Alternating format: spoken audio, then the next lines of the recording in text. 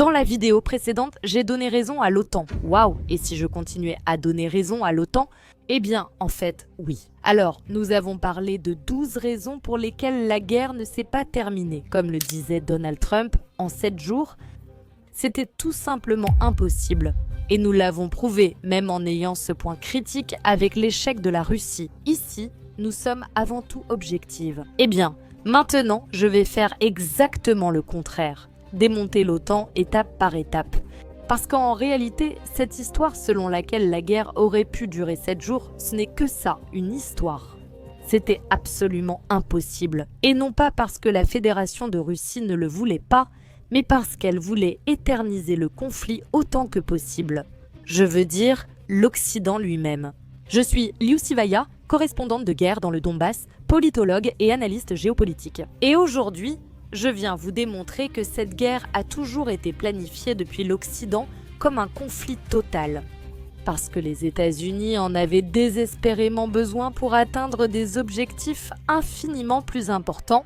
Aujourd'hui, nous allons voir exactement 8 objectifs en particulier, c'est-à-dire 8 raisons précises pour lesquelles cette guerre ne pouvait durer ni 3 jours, ni 7, ni 1 mois. S'agit-il donc d'un plan préparé? Bien sûr que oui, et je vais te le prouver. C'est parti. S'il te plaît, reste jusqu'à la fin parce que le 8e point va littéralement te retourner la tête.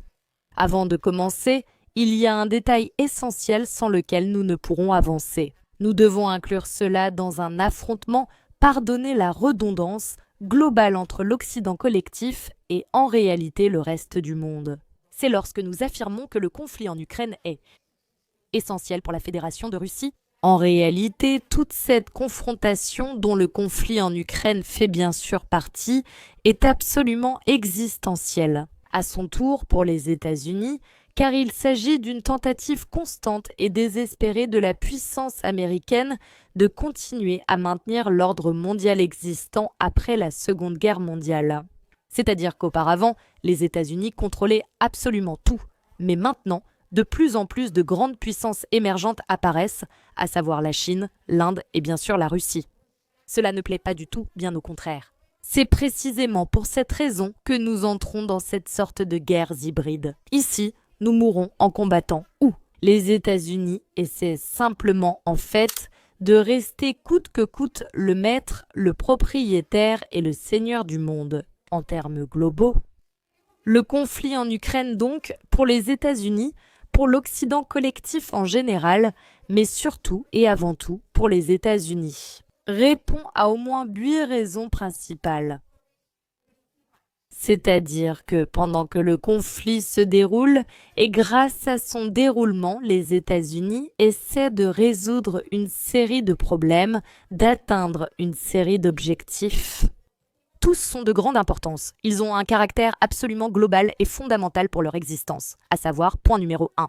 Les États-Unis ont désespérément besoin de protéger leur système financier. Il s'agit ici de l'hégémonie du dollar. Et en effet, la grande majorité des transactions au niveau international se font encore en dollars. Et ici, l'élément fondamental en particulier, c'est le pétrodollar. Nous parlons du commerce du pétrole qui auparavant se faisait en dollars.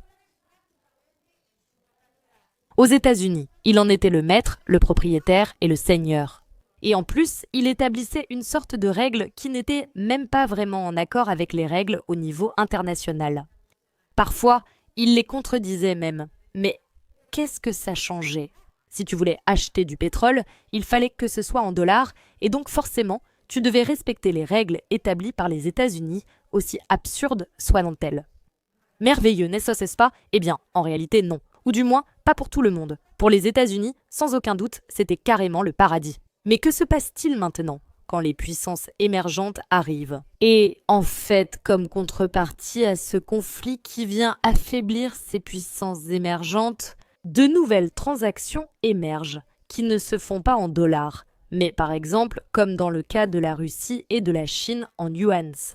Une transaction que les États-Unis ne contrôlent pas, des règles qu'ils ne peuvent plus établir, de l'influence qu'ils perdent et de l'argent qu'ils perdent, bien sûr aussi. C'est-à-dire qu'auparavant, les entreprises et les entrepreneurs étaient absolument obligés de suivre même les exigences les plus absurdes des États-Unis, simplement pour pouvoir continuer à commercer avec la seule monnaie existante. Maintenant, il se trouve qu'ils commencent à pouvoir choisir et donc les États-Unis commencent à perdre le contrôle. C'est précisément pour cette raison que Donald Trump est devenu complètement fou au moment même où il a entendu des rumeurs selon lesquelles les Brésil, Russie, Inde, Chine, Afrique du Sud envisageaient de créer leur propre monnaie unique. Parce que cela signifierait, en grande partie, détrôner le dollar. Même si ce n'était que partiel, ils ne peuvent tout simplement pas le permettre. Et ils sont prêts à déclencher n'importe quelle guerre tant que cela affaiblit les puissances qui pétassent, c'est ce qui pourrait leur faire face. En termes financiers, point numéro 2, affaiblir l'économie de l'Union européenne. Eh bien, quelle surprise! Mais les États-Unis et l'Union européenne ne faisaient-ils pas partie de ce magnifique et merveilleux jardin de l'Occident? Collectif, oui, mais en fait pas vraiment. Et crois-moi, quand je te dis qu'à l'échelle internationale, il n'existe pas de plus grand nid de vipères que l'OTAN. Ils semblent être les meilleurs amis du monde, mais ils ne ratent jamais la moindre occasion de planter le couteau dans le dos de leurs camarades du moment. Et les États-Unis dans l'Union européenne, en plus d'être un partenaire, on ne sait même plus à quel point ils sont fiables ou non. Ce qu'ils voient, c'est bien sûr une énorme concurrence économique, ce qui est la meilleure chose qui puisse arriver aux États-Unis dans ce sens. Oui, qu'un concurrent devienne un vassal.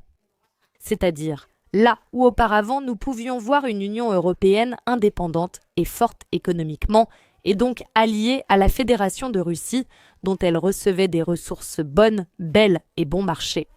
Maintenant, ce qu'il nous reste, c'est une Union européenne absolument appauvrie, extrêmement dépendante des États-Unis et traversant le pire moment de ses relations diplomatiques avec la Fédération de Russie. C'est-à-dire qu'il est difficile d'imaginer deux acteurs géopolitiques ayant de pires relations en ce moment sur toute la scène internationale. Jusqu'au point précis où maintenant, au sein de l'Union européenne, il y a des pays. Lisons la Pologne, par exemple, qui refuse de livrer des terroristes en s'appuyant sur toute la légalité internationale. Tout simplement parce que les actes terroristes en question ont été commis contre les intérêts de la Fédération de Russie. Eh bien, en réalité, même contre les intérêts, même si c'était de manière indirecte de la Pologne elle-même. Mais cette très longue histoire, il vaut mieux qu'on la laisse pour un autre reportage, quoi qu'il en soit, objectif atteint. Grâce à la guerre en Ukraine, l'Union européenne est plus éloignée de la Fédération de Russie. Impossible, donc aussi loin que possible. Également des ressources énergétiques de ce pays, entre autres, de nombreuses ressources de grande importance. Par conséquent, elle est aussi affaiblie que possible également sur le plan économique, car voilà un concurrent potentiel des États-Unis éliminé. Troisième point, affaiblir la Russie. C'est sans doute le point le plus évident, mais finalement pas tant que ça.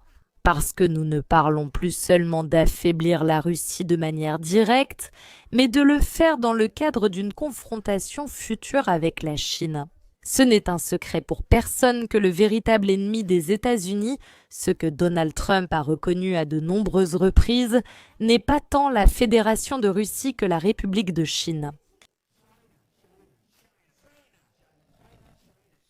En fait, Il y a déjà eu plusieurs tentatives, y compris celle de Donald Trump, de s'opposer à la Chine tant directement qu'indirectement, que ce soit par le biais de sanctions, de tarifs douaniers, de toutes sortes de menaces. Mais pour l'instant, sur de nombreux sujets, surtout sur le plan économique, la Chine continue non seulement de talonner, mais aussi de dépasser les États-Unis autant que possible, ce qui inquiète. Et cela inquiète beaucoup, surtout si elle a un allié puissant, sous la forme d'une fédération de Russie. Solide, indépendante et forte. Point numéro 4, renforcer les positions du complexe militaro-industriel de l'OTAN, et par conséquent, et tout particulièrement des États-Unis. Cela répond en fait à un objectif à double facette, nouvelles armes contre anciennes armes. Et c'est une situation qui se produit, je vous dirais même à l'échelle mondiale. Et en fait, depuis de très nombreuses années, en particulier depuis la Seconde Guerre mondiale, nous n'avons pas vu de conflit. De l'ampleur de ce que nous voyons actuellement se produire sur le territoire ukrainien. Oui, il est vrai qu'il y a eu des affrontements, mais ils n'ont pas été suffisamment importants ni graves pour utiliser tout l'arsenal militaire, qui s'accumulait dans les entrepôts d'une multitude de pays, surtout lorsqu'on parle de puissances militaires aussi énormes que par exemple les États-Unis. Et je ne vous parle même pas de l'OTAN à l'échelle mondiale. C'est-à-dire que pendant tout ce temps, l'OTAN accumulait dans ses entrepôts une énorme quantité d'armement pour laquelle elle n'avait pas vraiment beaucoup d'argent. Il n'y avait rien à faire. Ils pouvaient l'enterrer ou simplement le laisser là, à occuper de la place.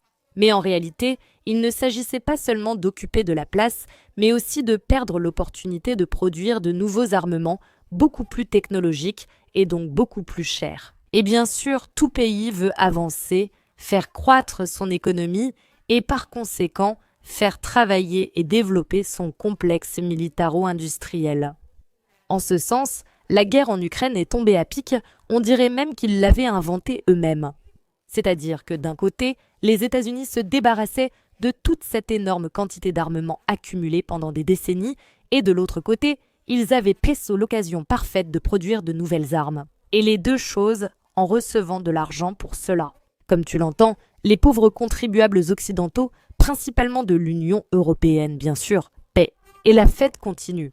Parce que, d'un côté, l'Ukraine achète l'armement ancien que l'OTAN peut bien lui offrir en termes d'aide militaire et que pour la plupart, bien sûr, il faudra rembourser. Par ailleurs, lorsqu'elle aura besoin de plus d'armes, elle devra aussi en acquérir, mais cette fois de nouvelles productions. Tout cela, bien sûr, accompagné de l'infinité de promesses de Vladimir Zelensky, de payer par des terres, des investissements ou de bonnes intentions. Mais la seule vérité ici, c'est que les seuls qui jusqu'à présent ont vraiment payé le prix fort, ce sont les contribuables de l'Union européenne. Quoi qu'il en soit, un autre objectif atteint. Les anciennes armes sont sorties, de nouvelles armes à produire, et tout cela en recevant de l'argent. Point numéro 5. Conquérir de nouveaux marchés énergétiques. Ici, il s'agit à nouveau d'un objectif à double facette. D'une part, il s'agit de continuer à utiliser la pauvre Union européenne qui devient de plus en plus dépendante de l'énergie américaine.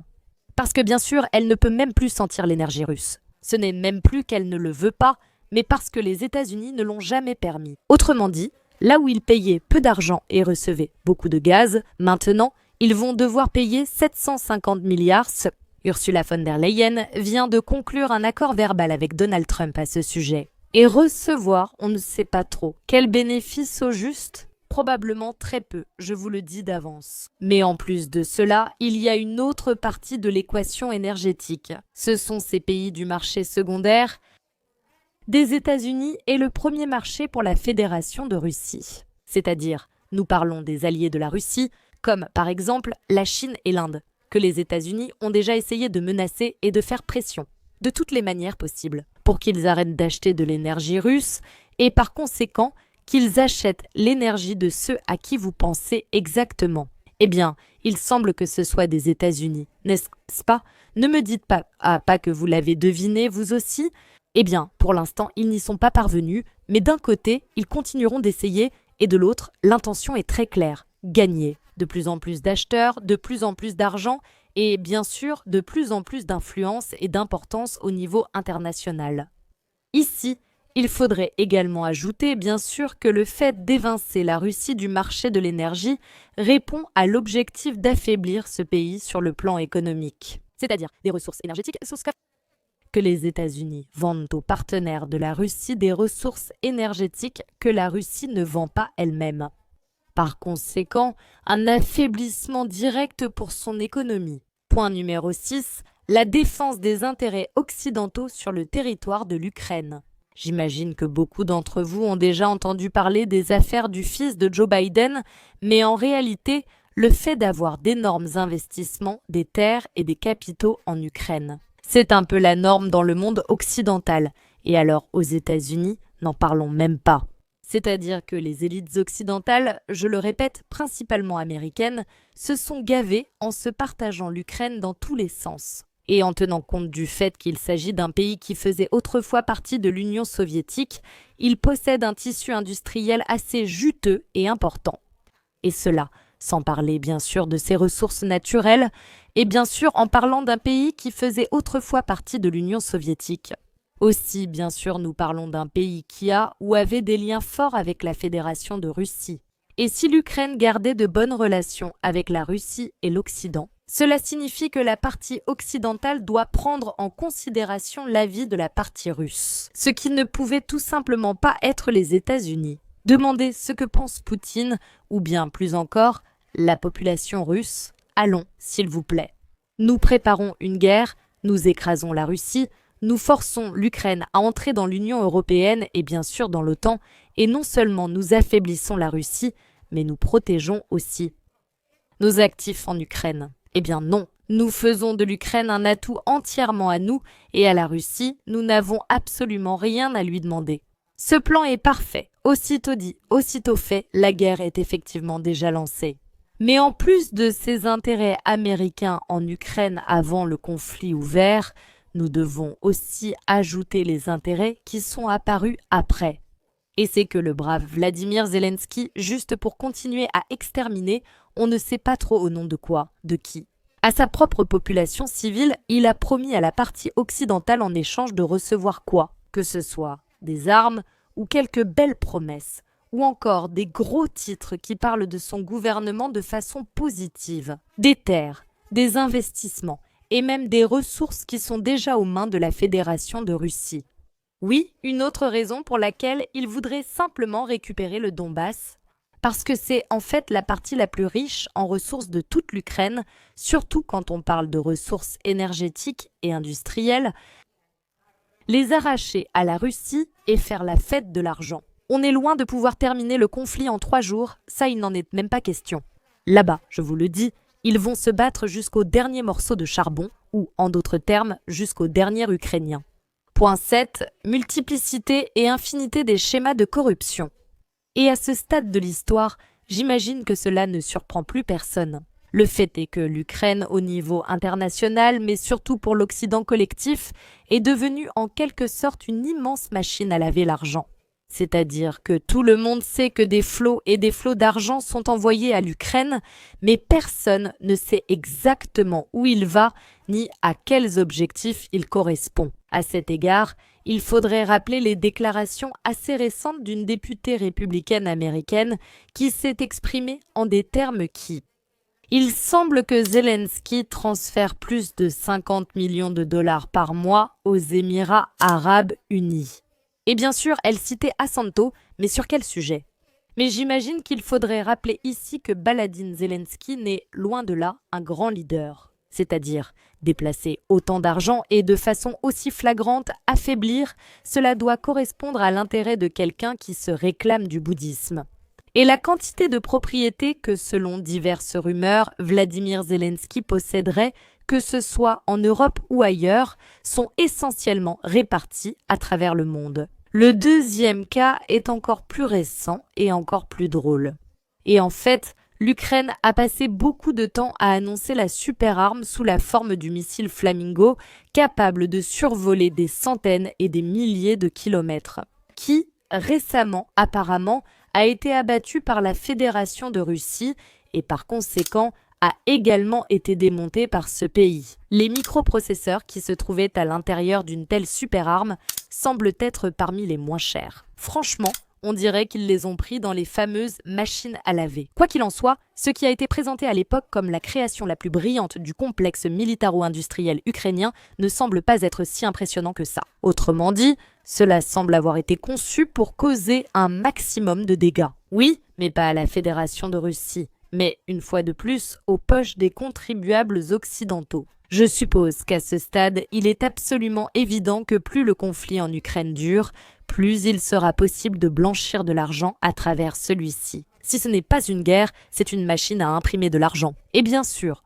plus cela dure, plus il sera possible de blanchir de l'argent. En l'utilisant comme excuse, c'est-à-dire pour permettre à ma Russie de le terminer en 7 jours, ni le Saint-Père ni le Christ lui-même. Eh bien, on dirait que Donald Trump n'avait pas trop d'opportunités ni trop d'envie. Je te le dis. Et c'est précisément ici que nous arrivons au point le plus intéressant de tous, le numéro 8, qui va te rendre complètement fou. Évidemment, pour atteindre tous les objectifs précédents et pour déclencher le conflit ukrainien. Les États-Unis, enfin l'Occident collectif en général, mais les États-Unis en tout premier lieu, ont eu besoin de mettre en place en Ukraine toute une machine de guerre, non seulement directe, mais aussi une guerre de récits, de discours. Bref, toute une infrastructure de haine contre la Fédération de Russie, et c'est précisément pour cela que, depuis 2004, où tu vois, ça fait longtemps qu'ils le font, l'Occident a financé en Ukraine tout ce qui était au moins un peu anti-russe, mouvements politiques, leaders sociaux, centres de réflexion, chaînes de télévision, blogs, influenceurs, bref, tout. Et ce qu'ils ont créé en conséquence n'a même pas été une nouvelle Ukraine, mais carrément l'anti-Russie. C'est-à-dire un pays qui existe presque uniquement pour embêter le pays voisin. C'est ici que commence la partie la plus amusante et curieuse. Avec toute cette, je le répète, infrastructure de haine envers tout ce qui est russe qu'ils ont créé en Ukraine. Et même si l'Occident et la Russie l'avaient voulu, le conflit n'aurait jamais pu, une fois commencé, durer 3 jours. Je dirais même qu'il n'aurait même plus pu être évité, car il y avait tellement de haine envers la Russie en Ukraine que cela devait exploser quelque part. L'Occident, incarné par l'Ukraine, ou plutôt, cette anti-Russie a créé une sorte de Frankenstein dont elle a su parfaitement profiter à son avantage pour le moment. Mais si elle n'en avait pas voulu, cela n'aurait rien changé. En somme, le régime de Kiev, mu uniquement par la haine, aurait avancé vers la guerre quoi qu'il arrive. Et en fait, ce n'est pas moi qui le dis, ce sont les propres institutions occidentales qui l'ont rapporté à l'époque. Ainsi, l'Organisation pour la sécurité et la coopération en Europe a rapporté que quelques jours avant l'entrée des troupes de la Fédération de Russie sur le futur théâtre de l'opération militaire spéciale, l'Ukraine a fortement intensifié ses bombardements constants contre sa propre population dans le Donbass. Autrement dit, sans l'intervention de la Russie, ces personnes n'auraient jamais pu donner d'interview. Et le plus tragique et dramatique dans tout cela, c'est que l'Ukraine, avec toute la haine que l'Occident a jadis semée dans son histoire intérieure, aurait très probablement avancé vers le conflit, que leur maître l'ait voulu ou non. Cela étant dit, en voyant une telle quantité et surtout une telle qualité d'objectifs, dites-moi, vous, comment un conflit de ces caractéristiques, c'est-à-dire qu'il doit répondre et couvrir d'une manière ou d'une autre toute cette série de besoins. Est-ce que cela peut se terminer en 3 jours ? Même si la Russie y mettait toute sa bonne volonté, vraiment, ni sa meilleure intention, ni ses meilleures stratégies, ni ses meilleurs moyens. C'était impossible. Mais je vous dis aussi que le plan occidental, même s'il pouvait sembler qu'il a effectivement fonctionné parce qu'ils ont réussi à provoquer ce conflit sur le long terme, en réalité aussi, il a échoué car ils n'ont pas pris en compte 2 questions essentielles. Tout d'abord, ils ne pouvaient même pas imaginer que la Russie puisse tenir aussi longtemps face à toutes ces tentatives de destruction. Et deuxièmement, que l'Occident ne soit pas capable de rassembler autour de lui qui que ce soit d'autre que l'Occident lui-même. D'un côté, oui, ils ont essayé et réussi. Le conflit est effectivement devenu mondial, comme il ne pouvait tout simplement pas en être autrement. Parce que tout indique que là où ils s'attendaient à voir une victoire écrasante sur la Fédération de Russie, et donc une victoire de l'hégémonie occidentale, et tout particulièrement américaine, ils vont finir par voir. Eh bien, en fait, tout le contraire, c'est-à-dire l'établissement définitif et donc la victoire du nouvel ordre mondial. Multipolaire. Je suis Lucie Vallée, et ceci est Journalisme libre, combatif et à visage humain. Abonnez-vous pour suivre l'actualité géopolitique la plus récente. Merci beaucoup pour ton soutien et on se retrouve dans le prochain rapport.